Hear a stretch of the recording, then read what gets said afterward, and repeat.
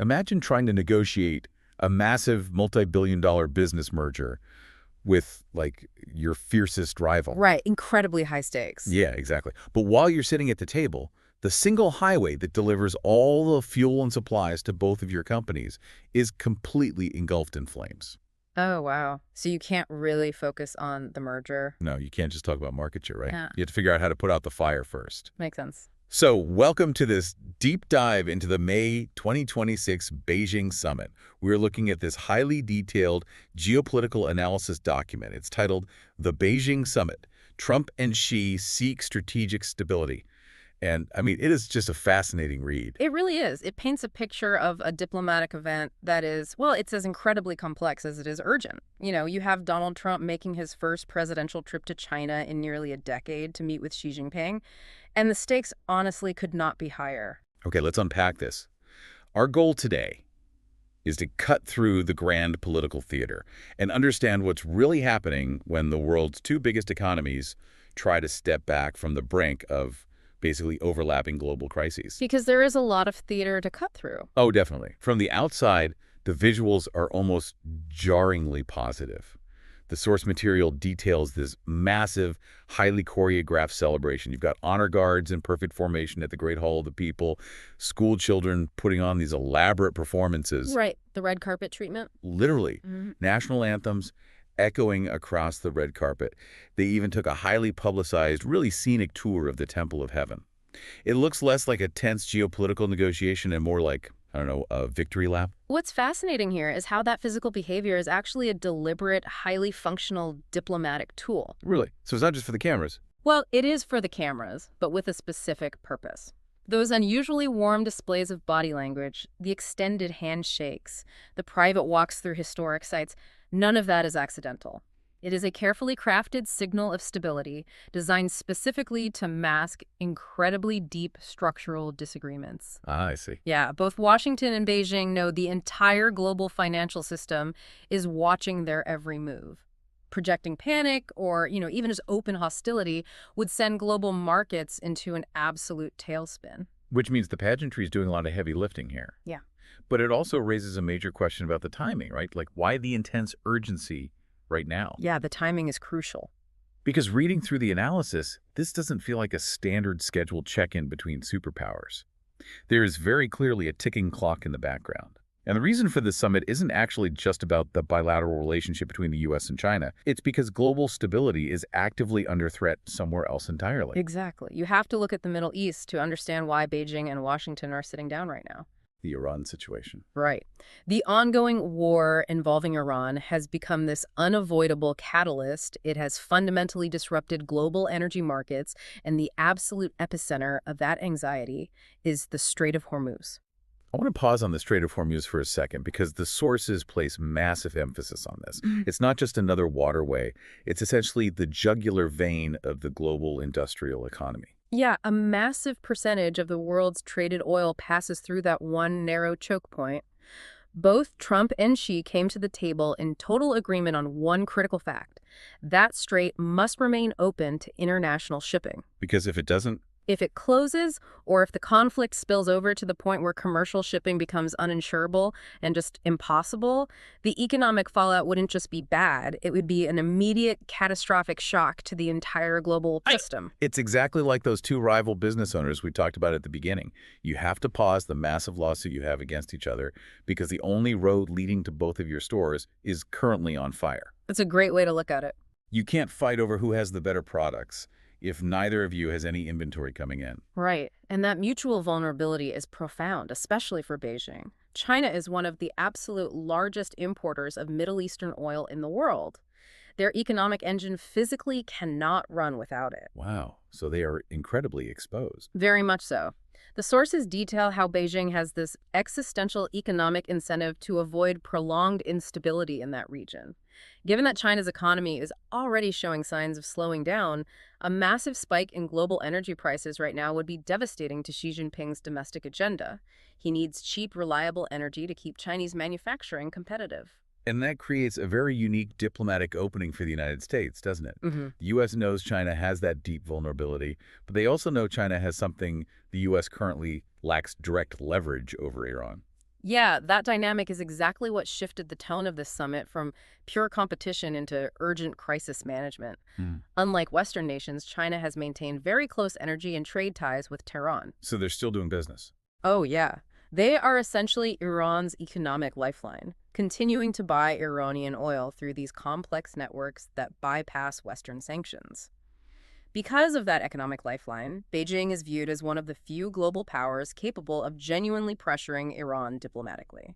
So Trump is stepping into this summit, essentially saying, look, you need the oil to keep flowing just as much as we need global markets to stay calm. Use your leverage with Iran, and maybe we can find some flexibility on our bilateral issues. It's a pragmatic trade-off. The Uh-huh. U.S. is looking for China to exert that pressure to stabilize the Middle East, and in return, the U.S. might be willing to ease up on certain pressure points that are hurting China. But the fact that China needs that Middle Eastern oil to keep its factories running naturally brings up the next link in the chain. Once those factories produce goods, well, they need someone to buy them. Right. Which brings us to the central paradox of this summit. The United States is both China's biggest geopolitical rival and its most essential customer. The trade relationship is the traditional battlefield for these two nations, but as the analysis points out, it has become infinitely more complicated. And the contradiction in the source material is stark. On one hand, you have President Trump, who has historically utilized aggressive tariffs on Chinese imports. The logic there being that tariffs protect American manufacturing jobs and, force the U.S. to be less dependent on foreign supply chains. Exactly. On the other hand, you have Xi Jinping, who is staring down that slowing Chinese economy we mentioned and desperately needs to revive it. He needs to keep exporting goods to the U.S., which means avoiding a deeper trade war at all costs. But wait, I have to push back here. Sure, but Here's where it gets really interesting. If Xi Jinping's economy is bleeding that badly, why doesn't Trump just turn the screws and walk away? Like, why offer a trade truce at all if he seemingly has the upper hand? that's a great question. It's because leverage in this relationship isn't infinite, and it's certainly not one-sided. A total collapse or severe contraction of the Chinese economy would drag down the U.S. economy with it. American companies rely heavily on Chinese manufacturing to keep consumer prices down. If you just turn the screws completely, you trigger massive inflation in the U.S. and likely tank the stock market. Which is a political nightmare for any sitting U.S. president. Exactly. You can't just break the global economy and expect your own voters not to feel it. Which explains the incredibly revealing VIP guest list for the state banquet in Beijing. The sources specifically note that this wasn't just politicians rubbing elbows. You had Elon Musk, Tim Cook, and Jensen Huang sitting right there. Yeah, their presence is a flashing neon sign that economic diplomacy is just as central as military posturing. The corporate architectures of the U.S. and China are inextricably linked. They really are. I mean, Tim Cook's Apple relies heavily on Chinese manufacturing infrastructure and the massive Chinese consumer base. Elon Musk operates a vital Tesla gigafactory in Shanghai. Jensen Huang's NVIDIA designs the chips that power the global AI revolution. Having them in the room illustrates why the term decoupling the idea of completely separating the U.S. and Chinese economies is almost impossible in practice. It shows that despite the tough rhetoric, the reality is a deeply tangled web. So, what are the actual economic chips on the table behind closed doors? The sources mention a few specific items they're negotiating. They are discussing highly tangible leverage points. One of the biggest is rare earth minerals. Which, just to clarify for the listener, aren't just shiny rocks. These are highly specific elements required to make advanced technology function. Like, you literally cannot build an F-35 fighter jet or charge an electric vehicle battery without them. Spot on. And China currently dominates roughly 90% of the global refining capacity for those minerals. They control the spigot. Wow, 90%. Yeah. On the other side of the table, negotiators are discussing massive agricultural purchases, with China potentially buying millions of tons of U.S. soybeans or corn. There are also reports exploring expanded Chinese purchases of American energy products like liquefied natural gas and massive orders of Boeing aircraft. So essentially, China agrees to buy more big-ticket American items, keeping American factories and farms busy, and in exchange, the U.S. dials back the tariff pressure. If we connect this to the bigger picture, both sides are operating from a place of deep desperation for a political win. Trump wants concrete economic agreements like a massive Boeing order that sustains aerospace jobs in key American states that he can take back home to the public. Right, a tangible win. Exactly. He wants to show that his tough negotiating style yields actual dividends for the American worker. While Xi wants to stop the economic bleeding and give his domestic markets some room to breathe. A trade truce accomplishes both of those things. But while selling airplanes and soybeans is crucial, that's almost traditional trade. It's the old economy. The source material emphasizes that the real future-facing economic battle, the one that will define the next century, is over the technology running the modern world. We are looking at a full-blown AI Cold War. We really are. And the main ammunition in that Cold War is a microscopic piece of technology, the semiconductor. The sources detail how the U.S. has placed incredibly strict restrictions on the export of advanced chips to China, specifically the highly advanced semiconductors required to run artificial intelligence systems. But the analysis points out this isn't just a standard tariff. The U.S. isn't just saying these chips cost more, they are actively blocking them from being sold to China at all. Right? Can you explain the mechanics of how they are actually doing that? Because it sounds complicated. It is, but it basically comes down to extraterritorial export controls. The U.S. government isn't just stopping American companies from selling to China. They are essentially telling any company in the world, whether they are based in the Netherlands, Japan, or South Korea, that if their manufacturing process uses American-made toolings or software at any step, they are forbidden from selling those advanced chips to China. Wait, really? Any company in the world? Pretty much. It's a sweeping global embargo on high-end tech. That's incredible. It's less like a trade dispute and more like trying to build a modern skyscraper. But you aren't allowed to buy any steel. Semiconductors are the digital steel of the 21st century. Yeah, that's a perfect way to put it. The U.S. is essentially saying to China, you can build whatever AI architecture you want, but you have to invent your own metallurgy from scratch first. That is the perfect analogy, and you have to view this through Beijing's perspective. They do not see this as a negotiation over fair market access. They view these semiconductor restrictions as a deliberate, aggressive strategy by the United States to contain China's rise. They see it as a threat. A huge threat. They see it as an attempt to artificially cap China's potential before it can truly compete in the foundational technology of the future. Because AI isn't just a consumer product, right? It's going to dictate the future of military strategy, cybersecurity, and global financial modeling. So China is being forced to try and build its own domestic chip industry from the ground up, Right. which takes decades and hundreds of billions of dollars. Exactly. For Xi Jinping, getting those technology restrictions reduced is arguably the most critical long-term objective of his administration. Okay, so we have a highly volatile situation with global oil, a complex trade relationship defined by mutual vulnerability, and an intense battle over the foundational technology of the future. Any one of those could severely damage either country. But we need to pivot to the one issue the sources identify that has the potential to spark an actual physical war: The ultimate flashpoint. Taiwan. Behind the smiles, the state dinners, and the handshakes, Xi Jinping delivered a stark, private warning to Trump. According to the analysis, he explicitly stated that mishandling the Taiwan issue could lead to, quote, clashes and even conflicts between the United States and China. Yeah, and in the world of high-level diplomacy, using the word conflicts directly to a sitting U.S. president is the equivalent of slamming your fist on the table. It's that serious. Oh, absolutely. Yeah. Beijing considers Taiwan to be an inalienable province of China. To Xi Jinping, this is not a negotiable geopolitical quirk. It is a fundamental issue of national sovereignty. The sources mention that Xi gave this warning because he is angered by specific U.S. actions. But I need some clarification here. From the outside, the status quo regarding Taiwan seems pretty much the same as it was 10 years ago. Why is Beijing so aggressively angry about it right now? It might look like the status quo to us, but Beijing is reacting to a specific, escalating cocktail of U.S. maneuvers that they feel crosses their red lines. What kind of maneuvers? Well, they are looking at increased American weapons sales directly to Taipei. They are looking at deeper, more active military cooperation and training between Washington and Taiwanese forces. They see U.S. naval operations sailing directly through the Taiwan Strait, and they are listening to public statements from American officials that strongly support Taiwan's democratic government. So China sees all of this not as routine diplomacy, but as the U.S. actively encouraging Taiwanese independence and basically boxing China in. Exactly. Which forces the U.S. into an incredibly delicate balancing act. The Trump administration's public response has been to maintain that official U.S. policy toward Taiwan has not changed.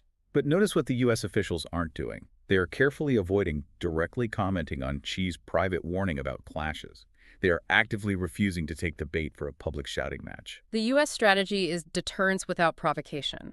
They want to make it clear that a Chinese military invasion of Taiwan would be unspeakably costly without doing something that provokes the exact war they are trying to prevent. So, what does this all mean?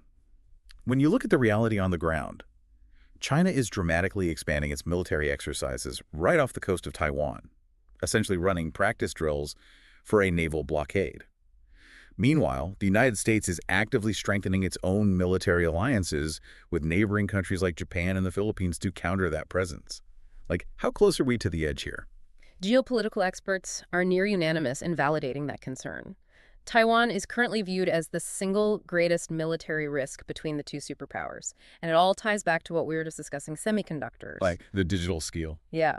Taiwan produces the vast majority of the world's most advanced chips. So the geography, the historical tension, and that unparalleled strategic technological value create a highly combustible mix. The military buildup on both sides of the Pacific is undeniable, and it's accelerating. Which brings us to the ultimate question of the Beijing summit. With all of these massive structural issues on the table, the Strait of Hormuz threatening global oil, a deeply tangled trade puzzle, a technological embargo, and the looming threat of conflict over Taiwan, what does a win actually look like here? To answer that, you have to look at their dueling objectives, and what the sources reveal is that their goals are surprisingly asymmetrical. Okay, let's run through them. Trump's objectives seem very immediate. He wants tangible, action-oriented deals, domestic economic wins he can sell to voters, an agreement on energy security to keep gas prices down, momentum on the Iran crisis to show he's a global problem solver, and he wants to showcase his strong personal diplomacy. The sources note he genuinely prides himself on his relationship with Xi, viewing him as a tough but respected counterpart. Xi's objectives, however, are much broader and focused on long-term systemic stability. He wants to use the optics of the summit to reassert China as a stable, responsible global power. He wants to push back hard against U.S. pressure over Taiwan, slowly negotiate reductions to those suffocating tech restrictions we talked about, and above all, prevent any further deterioration of the Chinese economy. But if their goals are that different, can they both walk away successful? Or is this just a zero-sum game where one side has to lose? This raises an important question about the definition of success in modern geopolitics. Based on the analysis, success here is not a grand historic breakthrough where a treaty is signed and all their problems just evaporate. That is a total fantasy. Right, they aren't solving the Taiwan issue over a state dinner. Not at all. Success at the summit is remarkably pragmatic. It looks like extending trade truces to prevent new punishing tariffs from taking effect. It looks like establishing solid, reliable crisis communication mechanisms between their militaries so that, a misunderstood radar blip in the South China Sea doesn't accidentally spark a global war. Yeah, that would be bad. Very bad. Ultimately, it looks like simply preventing the relationship from deteriorating any further. Success is putting a floor under the freefall. It's diplomacy as damage control. And that is exactly why this deep dive matters so deeply to you, the listener, because while this might sound like a distant, abstract geopolitical chess match, the decisions made in those rooms in Beijing ripple through your daily life almost instantly. The stakes are profoundly personal. They really are. Think about it. If the U.S. and China can't find a way to manage their semiconductor supply chains, that affects the tech sector, which directly impacts the stock portfolio you might be relying on for retirement. If they can't coordinate on pressuring Iran and the Strait of Hormuz actually closes, you're going to feel that immediately in the skyrocketing price of gas when you fill up your car. And if the rhetoric over Taiwan escalates into a miscalculation, we are looking at a fundamental shift in global security that drafts everyone into a new, terrifying reality. Which brings us to the ultimate synthesis of the source material. Despite the fierce rivalry, the aggressive tariffs, the AI embargoes, and the military posturing in the Pacific, Washington and Beijing remain deeply, fundamentally economically connected. They need each other. They do. They are strategically interdependent. Neither side is ready or willing to endure the catastrophic, civilization-altering costs of a direct confrontation.